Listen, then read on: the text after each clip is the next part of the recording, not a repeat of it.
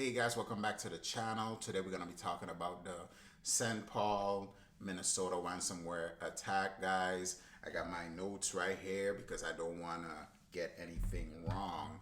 But I'm only talking about this just to bring awareness and let people know, like, man, this is for real. Cyber attacks, bad actors exist in real life. All right, this is not like a TV show, because sometimes it seems like people think that these things can only happen on TV. We don't realize how serious this is and how much it can affect us till it actually happens, especially these big companies that be playing cheap to hire or to expand their cybersecurity teams. They don't realize it just takes one attack to mess up everything they got going on. The attack was first detected on July 25th, 2025, when city officials noticed unusual activity on their networks. By July 27th and 28th, St. Paul shut down majority systems, including internal networks, online payments, and even public Wi-Fi to stop the spread. On July 29th, Mayor Melvin Carter declared a local state of emergency, while Minnesota Governor Tim Walz deployed the National Guard's Cyber Protection Unit, the first in-state cyber deployment in 8 years. So you know it got to be serious for them to do that. And like I said, it's crazy because people don't realize how serious these things are. You need to be prepared. The group responsible for this attack is known as Interlock, a ransomware as a service gang. Okay? They're money-driven, sophisticated, and notorious for selling ransomware tools to affiliates worldwide. St. Paul wasn't their only victim.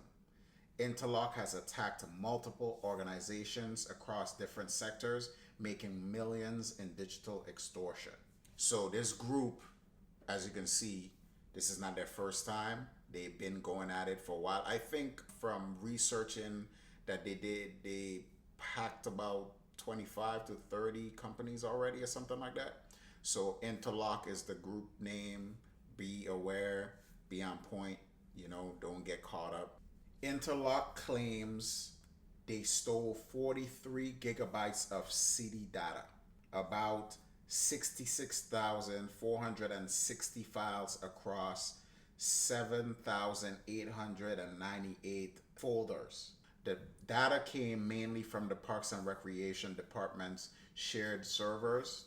Files included ID cards, scans, internal documents, and even recipes.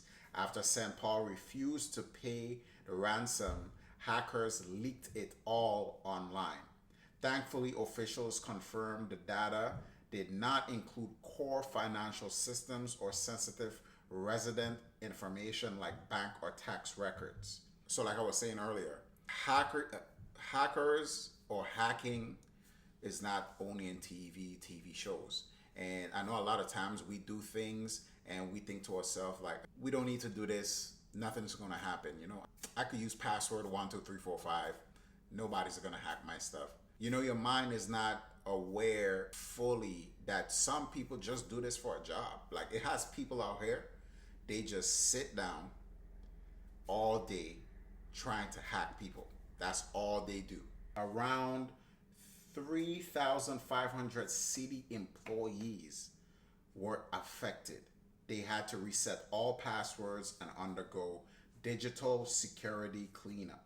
Residents were hit indirectly with disruptions to online bill payments, library services, and city Wi-Fi. It was a harsh reminder of how deeply cities rely on digital infrastructure. So this is how the city responded. Instead of paying the ransom, St. Paul launched Operation Secure St. Paul.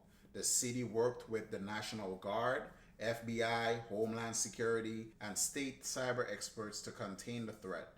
On August 10th, officials organized a massive password reset event at Roy Wilkins Auditorium, where employees lined up at 80 workstations to secure their accounts. City officials haven't given a timeline on when everything will be back to normal. But typically, ransomware recovery can take 10 to 14 business days for mid-sized organizations. Given the scale of St. Paul's networks, experts say it could take several weeks to a full month before all systems are fully restored. The city has confirmed the immediate threat is gone, but rebuilding securely is the real challenge. This attack matters for three reasons. First, privacy risks. Even seemingly harmless files like employees' IDs can fuel fraud. Second, service disruption. When cities go offline, basic services like billing and records grind to a halt. And third, governance. The National Guard's cyber deployment shows how ransomware is now treated as a real public emergency, just like floods or wildfire. So yeah, guys, make sure you take these things seriously.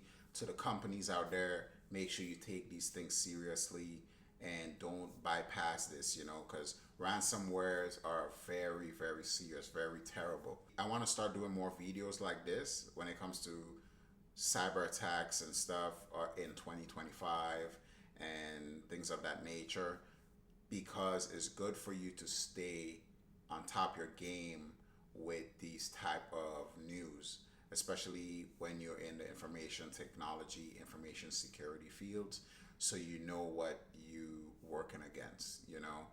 It's a lot of technology out there, like so much. Just keeping up with these things is going to be really good, guys.